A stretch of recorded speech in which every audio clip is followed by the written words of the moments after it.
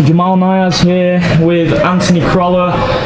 Different vibe this time, isn't it, really? You've had a long time from retirement from that fight back in November. Yeah. What's it like being in a gym with boxing, getting back going again? It's I love being back. It's no different to me really, because it's been not long after the fight I was in the gym, sort of helping Joe out.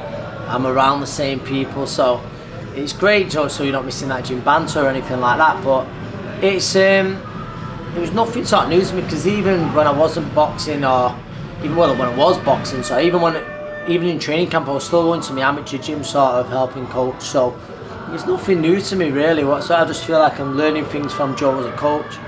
But now all good. I'm just like saying, I'm buzzing to be back, a bit of normality, you know, in your life and stuff after all the lockdown and stuff like that. But no, all good, mate. So is that coaching thing still an avenue that you really want to go down? Yeah. It's listen, I'm really happy. I've got 3 fighters of my own who I'm training, but I'm really happy to be assisting Joe. But the amateurs for me is like a big thing. Really sort of passionate about that, and we'll just see. But obviously, like I've seen it with Joe, it takes a lot of dedication, a lot of time. Yeah. So we just got to see whether I'll be as busy as this man. I don't know. What's that? Are you as stern as Joe?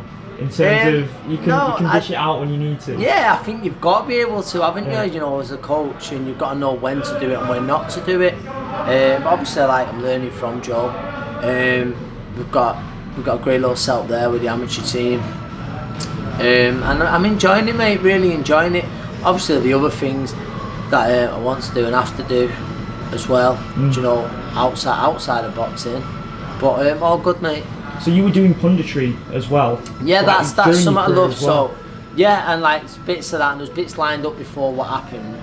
So hopefully, that'll resume, and doing bits of TV and radio. It's something I love doing. Boxing, obviously, talking about the sport you love. Yeah. You don't get much better than that. And like worldwide, like specifically in North America as well, we're seeing big matchups being made. Of course, the lightweight division's crazy right now, isn't it? Yeah, I mean the female side of the sport is absolutely fine at the minute. But you mentioned the lightweight division. It's I think it got out at the right time. There's some huge fights. For me, it's the hottest division in boxing. Yeah. Some great fights being made, and not just that. There's the champions. Obviously, you've got Lomachenko, who's top dog without a doubt. But you see, the Gervonta Davis is going to go up to lightweight. Then obviously we've got over here. We've got Luke Cambell, who's in a great fight with Ryan Garcia.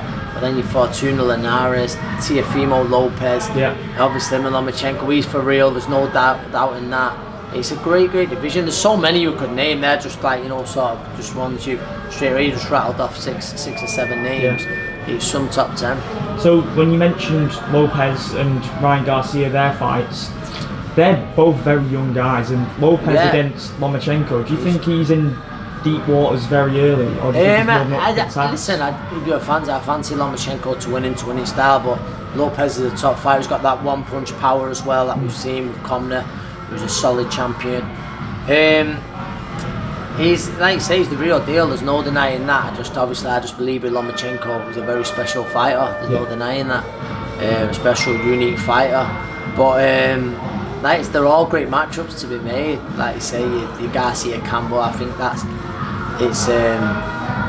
a great fight. It's a great fight, and I'm glad that it's happening, or looks to be happening.